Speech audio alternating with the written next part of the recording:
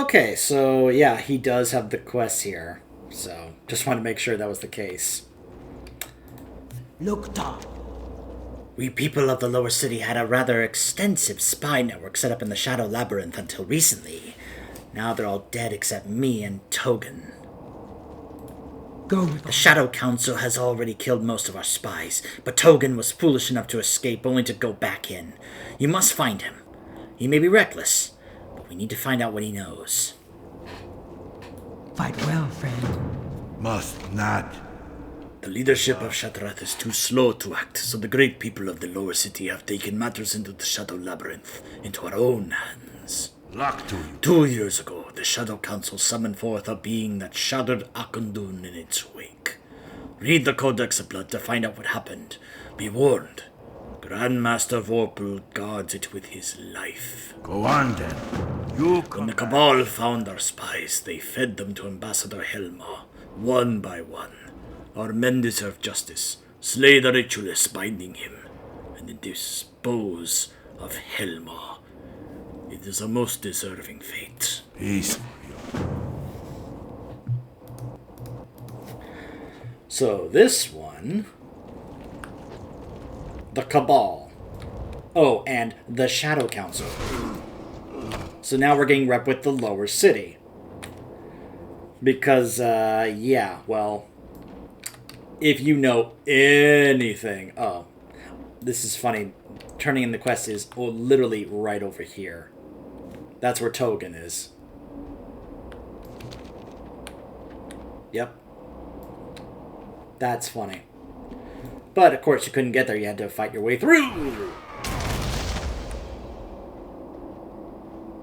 Notice there's Cabal Warlocks. Yep. Yeah, the Cabal and the Shadow Council... Yeah. After all, remember, Gul'dan is quite loyal to the Burning Legion.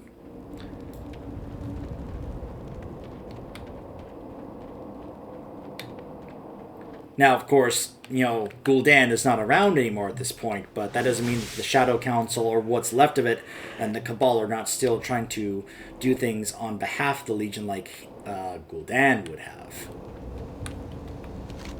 So, our first boss is in here. Ambassador Helma.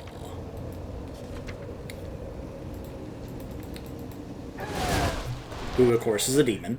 A powerful demonic servant and acolyte of pain, Ambassador Helma is dedicated to the art of death. He loves nothing more than the taste of a mortal's lifeblood tinged with horror and despair.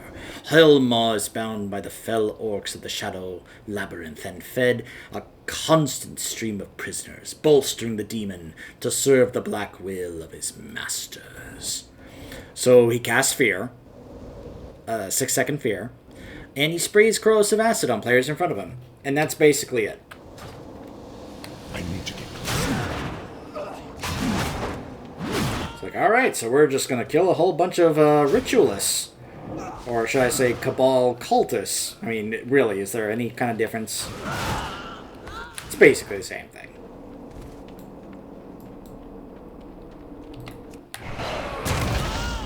It's too far away. I need to get closer.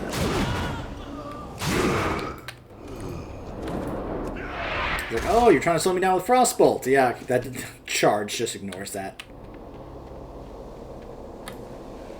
I like how they're trying to keep on powering him up. And then we're like, hey, we free him up. And he's like, hey, I was enjoying that. Where are you? So now he'll wander the room.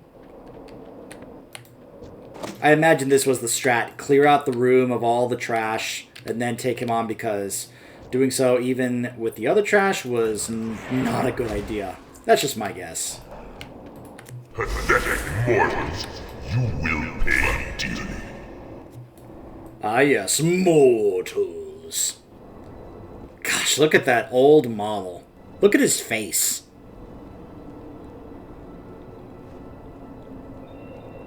This is why I was so happy when they updated the models in Warlords. Now, they've been gradually updating them all as much as they can. There's the spray. He also apparently cast Fear, but that didn't affect me at high level.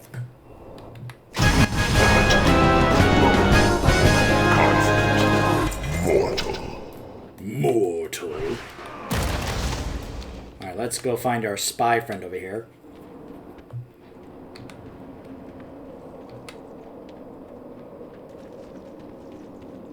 Hey, Tilgun. How you doing in there? Do you think you could help me get out of this cage? It's a bit cramped. They've been torturing me, trying to get me to tell them everything that I know. They fed the others to Helma, and I was to be next. But I told them nothing. They're using special devices to make their summoning more powerful. You must steal these devices. Can I not get you out of there? I guess not. I guess I have to go do your thing first, and then I can let you out. He could have probably been like, I'll stay here and, until you get those devices, and then you can let me out. Just saying.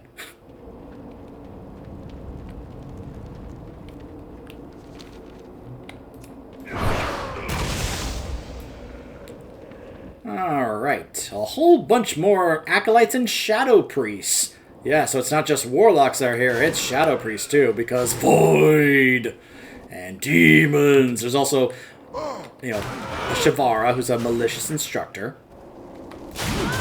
Here are the devices. Soul device.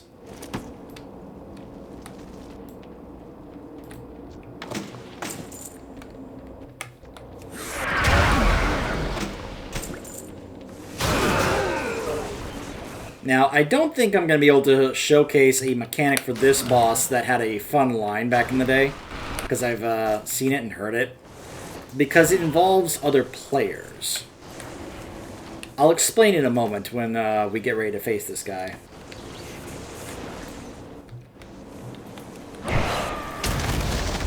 So, anyways. This is Blackheart the Insider. When the Orcish Horde first invaded Azeroth through the Dark Portal, 2 Shadow Council members instead turned their attentions to the ancient Draenei burial grounds of Akundun. The unquiet spirits in the area proved to be excellent subjects for the warlock Blackheart to perfect his mind control abilities. And that's what I'm talking about here. So he has Charge. He'll charge a player and do damage and stun them. He's got War Stomp. And then he has another fun one, which has a knockback. And then he has another fun one. He incites chaos in the minds of all players, causing them to randomly attack each other for 30 seconds. So, I believe the voice line he would say is, "Time for fun!" And then he would make us attack each other. A mind control mechanic, basically. So, yeah. So, I don't know if I'm going to get him to say it, because I don't think he can do the ability if I'm by myself, but I'll see if I can get to work. You'll be sorry! You'll be sorry! Alright, so here comes Incite Chaos. Maybe he actually will do it. We'll see.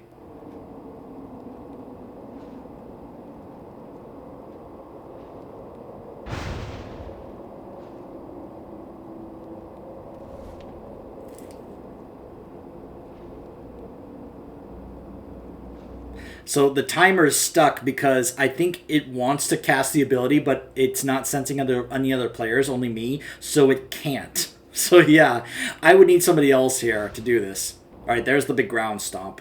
But yeah, he would say, oh, there's also the stun right there, the charge.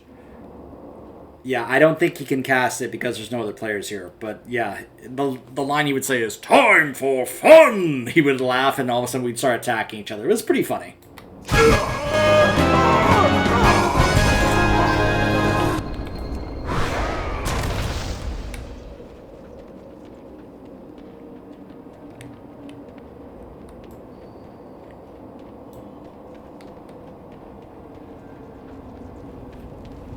It really makes me wish that a lot of the vanilla dungeons had, like...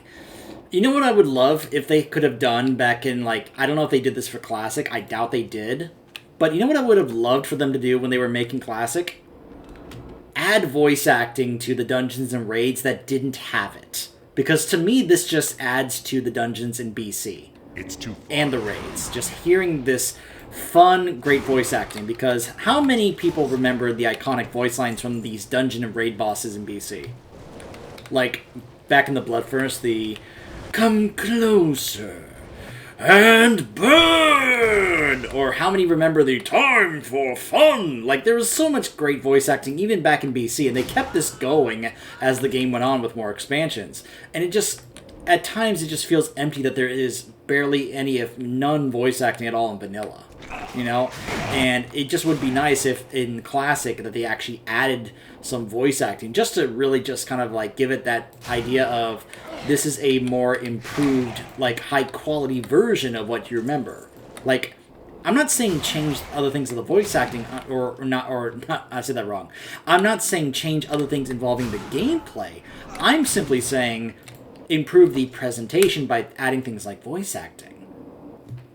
Like, would that really change the Classic experience for people? For maybe it would for some, but I think it would just improve. I don't see a downside to adding that. So this is Grandmaster Vorpal.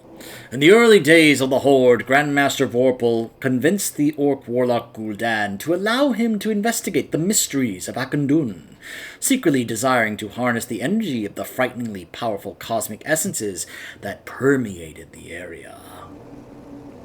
So he had Shadow Bolt Volley, Draw Shadows, where he'd teleport to his platform and summon all players to him. After summoning all players, he would call down Rain of Fire, burning all players for fire damage every second for 6 seconds. He had Banish. He would banish a player. Void Traveler. He would enter combat. When he enters combat, he summons 5 Void Rifts, which summon Void Travelers throughout the fight. There's Shadow Nova and Empowering Shadows. You'll be a fine example for the others. Come to my aid! Heed your master now!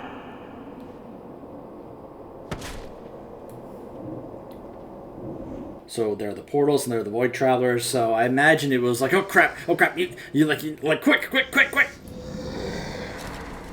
Because yeah, I'm guessing those explode for quite a bit of damage. It heals him and increases his shadow damage done for 45 seconds. Wow, okay. So his shadow damage would be increased by 31. Which I know that sounds kind of silly, but I imagine back when this was current, that it was probably a little bit more, or maybe that small increase was enough. But I'm sure the big deal also was him getting a big heal. The darkness in your souls draw you ever closer. Sorry I talked over that. Oh, and it stacks!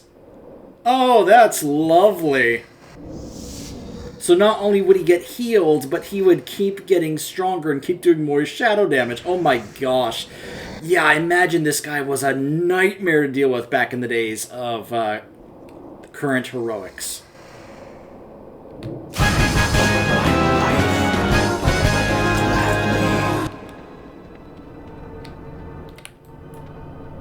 The Codex of Blood. The musty pages of the Codex seem to magically turn themselves, guiding your attention to a specific chapter past horrors no mortal eyes should ever perceive. The book opens to a page that somehow feels right, yet so very wrong. Read on. If you dare. Sorry. Long ago, in a dimension of the cosmos unfathomable to mortal minds, there was born, if such a term can be used for it, a being of such unbelievable power, that its very entrance into existence shattered all reality around it.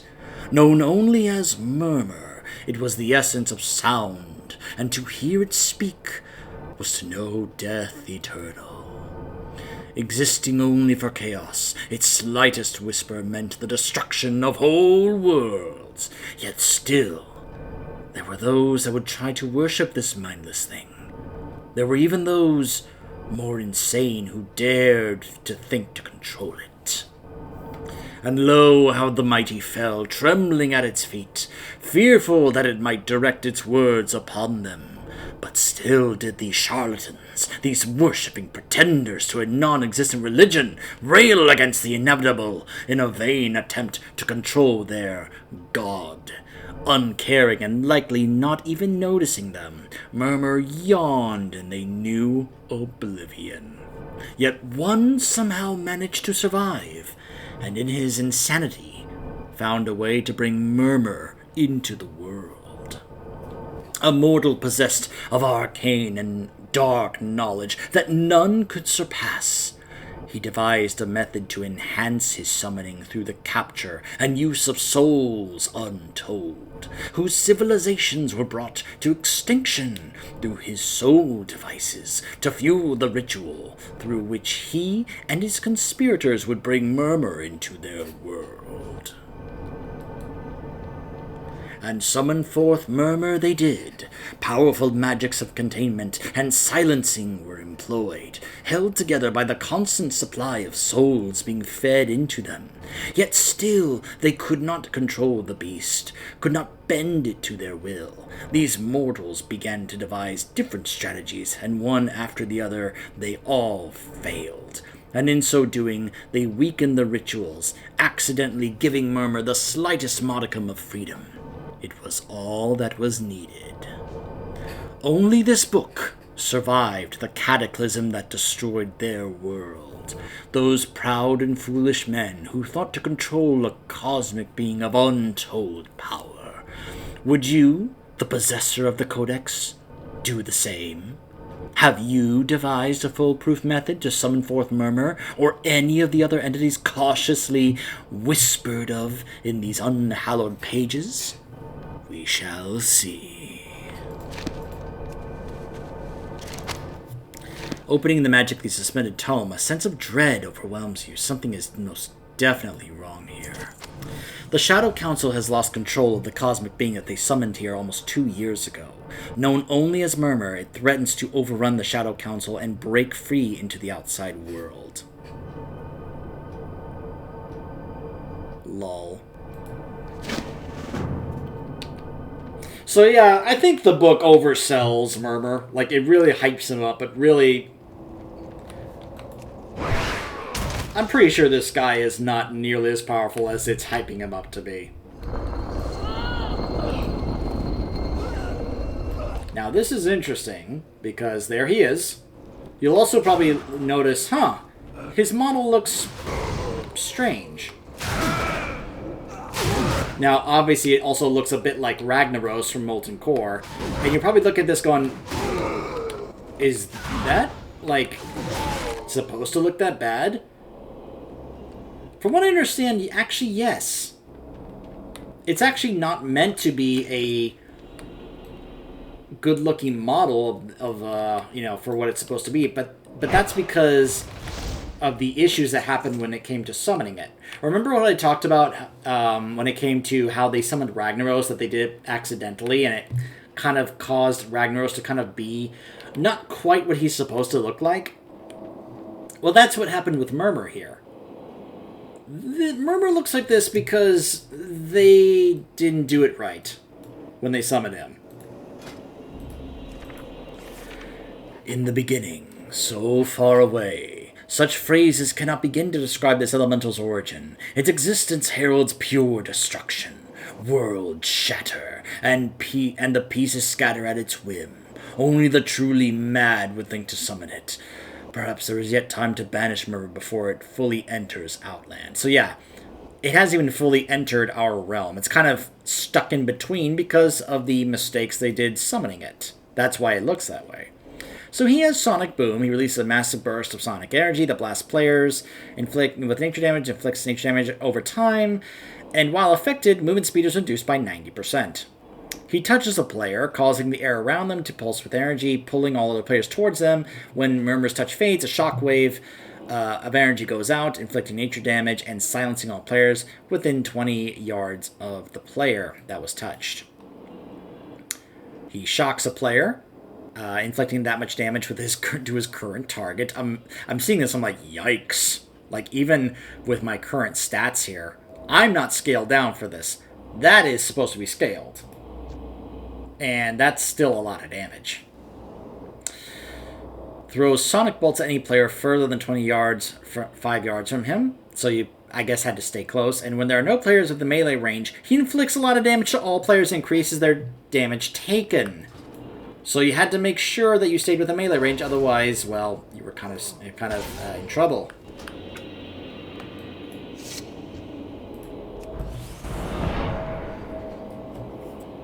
I'm actually rather curious if he's able to actually, like, wipe me. Like, really hurt me. Interesting that he only starts at 40% health, but that's part of what's going on here. That's part of the story. Like I said, he's not really... He's kind of stuck in between. He's not fully here. He's not full strength, like Ragnaros wasn't. So there's the silence. He actually is hurting me. Oh my goodness. That's impressive. Run. Here's the sonic boom. Run away! Man, the fact that he can hurt me this much at max, I'm not at max level. Yes, I'm only 61, but at the same time, that's kind of impressive that this guy still hits this hard. When it, despite the scaling. Like, look at this.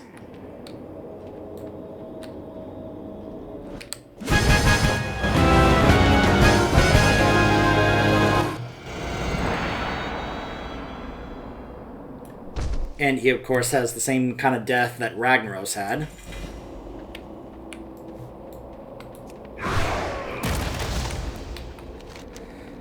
So now comes the long run back.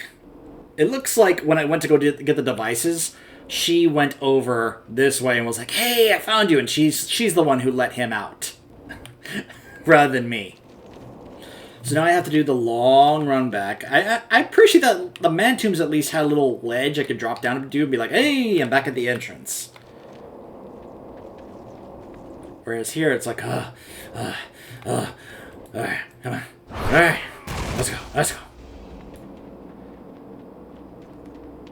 Again, this is why I like to use, like, a shaman or a druid, because then I can be able to move faster indoors. I imagine a Dark Iron Dwarf shaman would also be able to run a little faster as Ghost Wolf. I'm not entirely sure if that's true, but they do have that racial buff where they can actually run faster indoors in dungeons. That's literally a racial buff for Dark Iron Dwarves, and they can be shamans. So I'm wondering... Oh my gosh, seriously? Alright, fine, there. You're tortured no more, skeletons.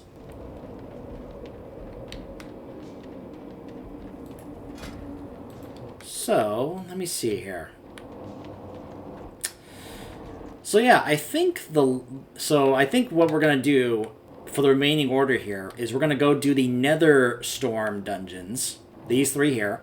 Then we're gonna go do the Time Walking dungeons here, and then we'll end it with Magister's Terrace.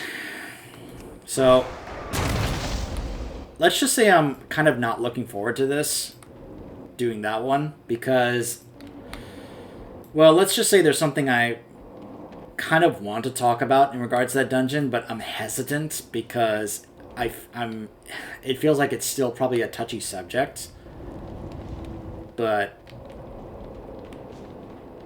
it's just something that bothered me when it happened about that, and it's going to be kind of unavoidable to not talk about, considering that I'm sure it's going to be noticeable that something has changed there. I will get to talk about how happy I am that I don't have to go back there all the time anymore to get that mount, because I was farming that mount like crazy. Along with both of the mounts involving him. I spent a lot of time getting... I was joking with people like, I guess he doesn't want me to have his mounts. I guess he doesn't like me. Must remember the light. I cringe to think what would have happened had Murmur escaped to the outside world. Thank you, brave hero. Roma, Hect, It won't bring anyone back, but at least justice has been done. see you. Greetings. Go forth to victory. So these are the soul devices that the Shadow Council were using to enhance their summoning power? Intriguing. May your blades never dull. Yeah, you can go get him out of that cage over there. I imagine you're a spy, so I'm guessing maybe you're a rogue. You have lockpicking. You can go let him out. By the way, the Shadow Labyrinth had a closed door. Oh, hey. Had a closed door here that you had to open in order to gain entrance here. Just to add to the idea that this was a dangerous sealed-off area involving the Shadow Council. There's also a couple of vendors here. A shady dealer. And a provisioner. take time if you need. Go on then. So, that is it for the Terrorcar Forest dungeons here. Like I said, when we come back, we will be heading up to the Netherstorm. Stay tuned.